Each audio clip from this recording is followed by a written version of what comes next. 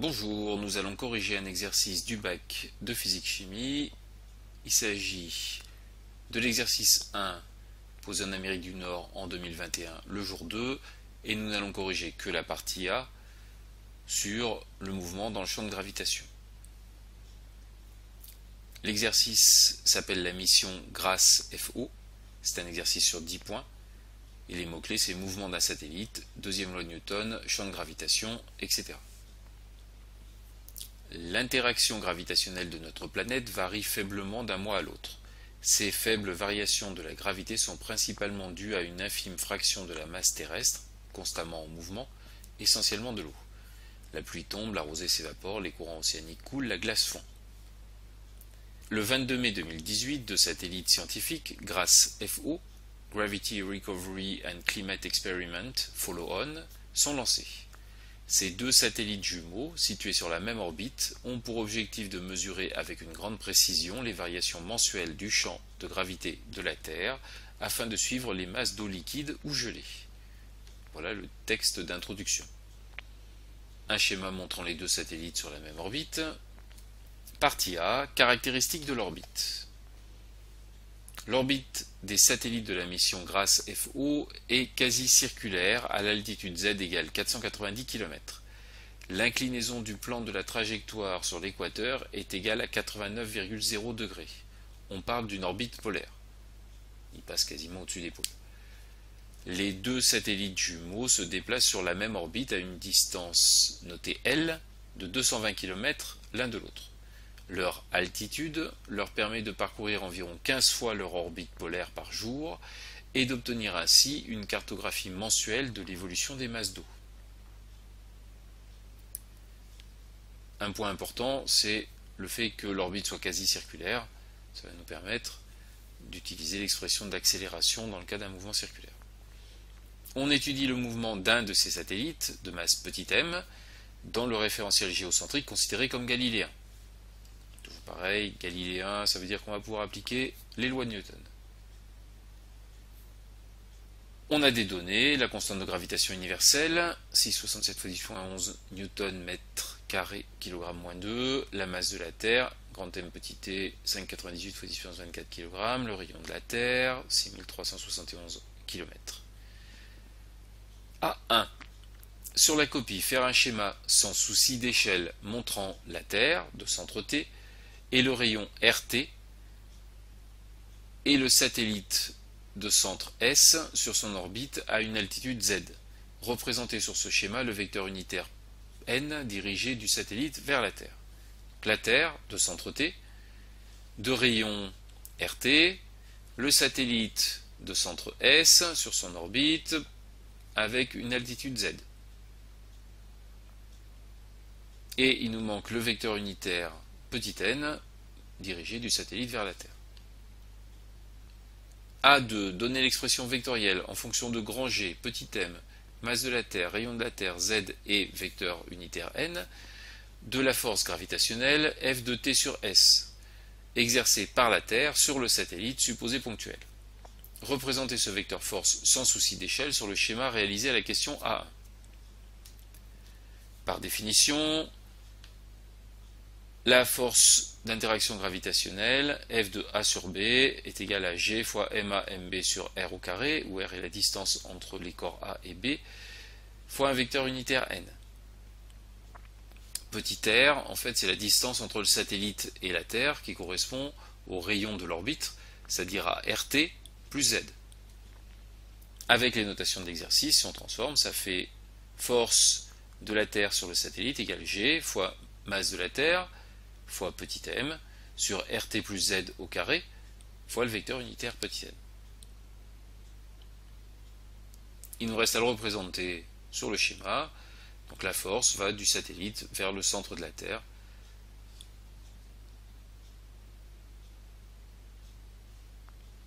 A3. En déduire l'expression vectorielle du champ gravitationnel terrestre petit g. Alors pour ça, il faut assimiler la force gravitationnelle au poids. C'est-à-dire qu'on va dire que le poids est égal à m fois g et c'est égal à la force gravitationnelle. Donc g fois masse de la Terre fois petit m sur rt plus z au carré fois n. Pour avoir petit g, il faut faire P sur M, c'est-à-dire f de t sur s sur petit m. Ça va simplifier le petit m ici. Il va nous rester grand G fois masse de la Terre sur RT plus Z au carré fois le vecteur unitaire petit n.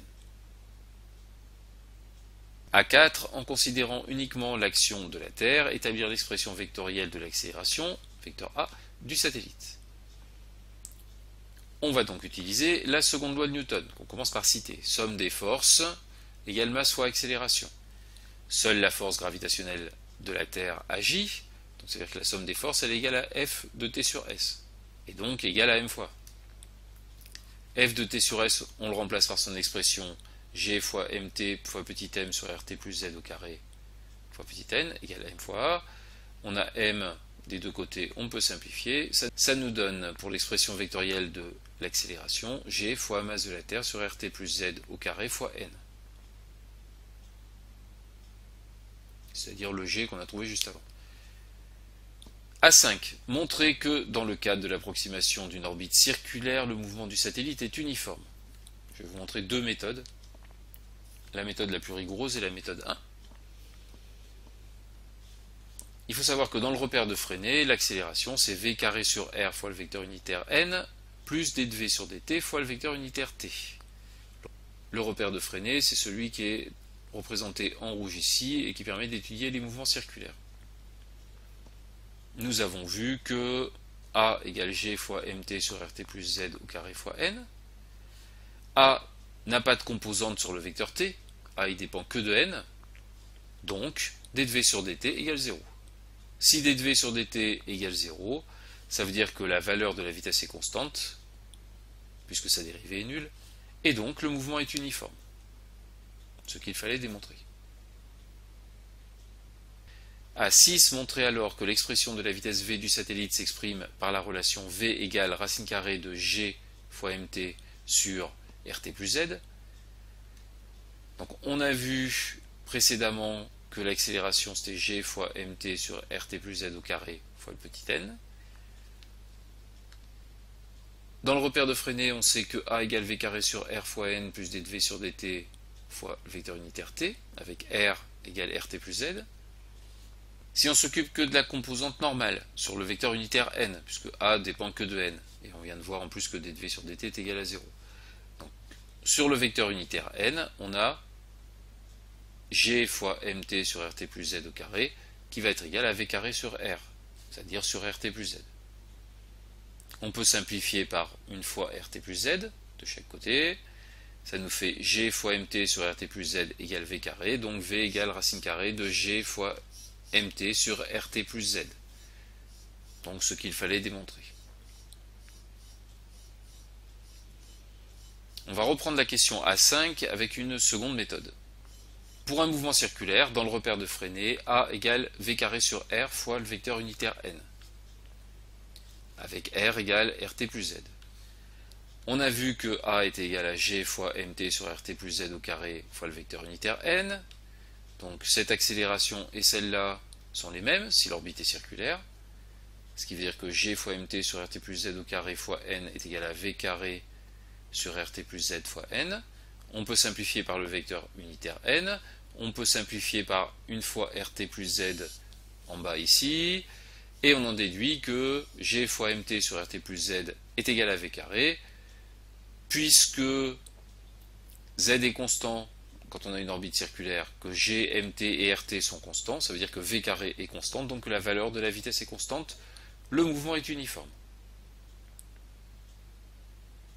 Et là on a fait déjà une grande partie du travail pour la question A6. On vient de voir que g fois mt sur rt plus z est égal à v carré, donc v égale racine carrée de g fois mt sur rt plus z, ce qu'il fallait démontrer. A7. En déduire la valeur de la période de révolution du satellite et vérifier qu'elle est conforme à l'information de l'énoncé. Leur altitude leur permet de parcourir environ 15 fois leur orbite polaire par jour. Je vais aussi vous montrer deux méthodes possibles. Première méthode. La période de révolution correspond au temps pour faire un tour de la Terre. La vitesse étant constante, c'est ce qu'on a montré précédemment, on peut donc écrire que v égale distance divisée par temps. c'est-à-dire pour un tour de la Terre, le périmètre de πr divisé par la période, le temps pour faire un tour. Ce qui nous fait t égale 2π fois rt plus z sur v, puisque petit r est égal à rt plus z. V, on a vu que c'était racine carrée de g fois mt sur rt plus z, donc on remplace v par ça. Divisé par une fraction, c'est comme multiplier par son inverse, donc ça fait 2π fois rt plus z fois l'inverse de la racine carrée, c'est racine carrée de rt plus z sur g fois mt. Si on regroupe les rt plus z, il nous fait racine carrée de rt plus z puissance 3, c'est-à-dire rt plus z puissance 3 demi. Ça fait 2π fois rt plus z puissance 3 demi sur racine carrée de g fois mt.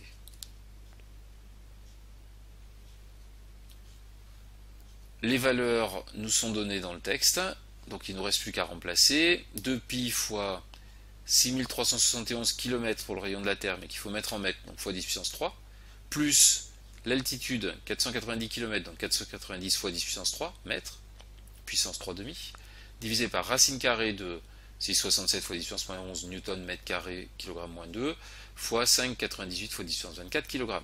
On a mis ici en mètres pour que ce soit cohérent avec l'unité de G. Et kilogramme, c'est bon. Le résultat sera donc de 5,65 fois 10 puissance 3 secondes, c'est-à-dire 1,57 heures, pour faire un tour de la Terre.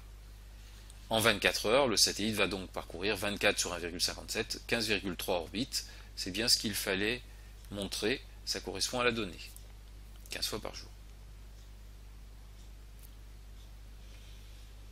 Une méthode un peu moins rigoureuse que la précédente, et peut-être plus simple à mettre en œuvre. Donc la période de révolution, ça correspond au temps pour faire un tour de la Terre. La vitesse étant constante, on peut écrire que v égale d sur t, c'est-à-dire 2πr sur t. C'est donc t égale 2π fois rt plus z sur v. V, on a vu précédemment que c'était racine carrée de g fois mt sur rt plus z. Avec les données qui sont ici, on va pouvoir calculer sa valeur. Donc g 667 fois 10 puissance moins 11 newton mètre carré kilogramme moins 2, qu'on multiplie par la masse en kilogrammes, 5,98 fois 10 puissance 24, et on divise par le rayon de la Terre converti en mètres, pour être cohérent avec l'unité de g, et l'altitude convertie en mètres. 6371 fois 10 puissance 3, plus 490 fois 10 puissance 3. Ça nous donne une vitesse d'environ 7,62 fois 10 puissance 3 mètres seconde moins 1. Et maintenant, on va pouvoir calculer t en remplaçant dans cette relation-là rt plus z par les mêmes valeurs qu'on divise par la valeur de la vitesse qu'on vient de calculer. Ça nous donne 5,65 fois 10 puissance 3 secondes, 1,57 heures. Ce qui veut dire qu'en 24 heures, le satellite parcourt 24 sur 1,57, 15,3 orbites, ce qui correspond bien à la donnée.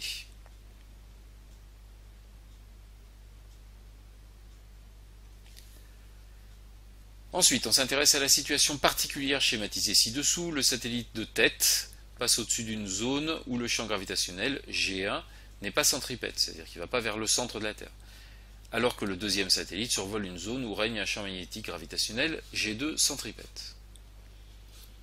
À 8, dans le cas de la situation schématisée, expliquez en détaillant le raisonnement si la distance L entre les deux satellites reste constante, augmente ou bien diminue.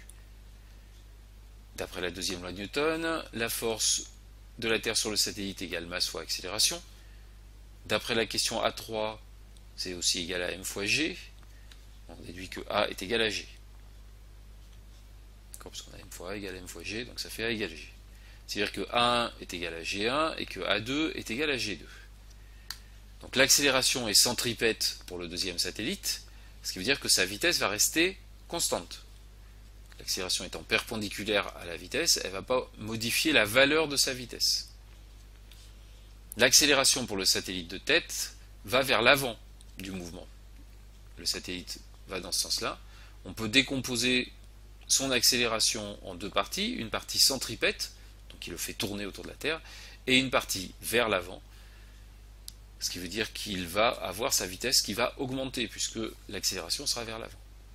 Le satellite de tête a sa vitesse qui augmente et que le deuxième satellite garde la même vitesse, la distance entre les deux satellites va augmenter. Voici pour cette première partie d'exercice.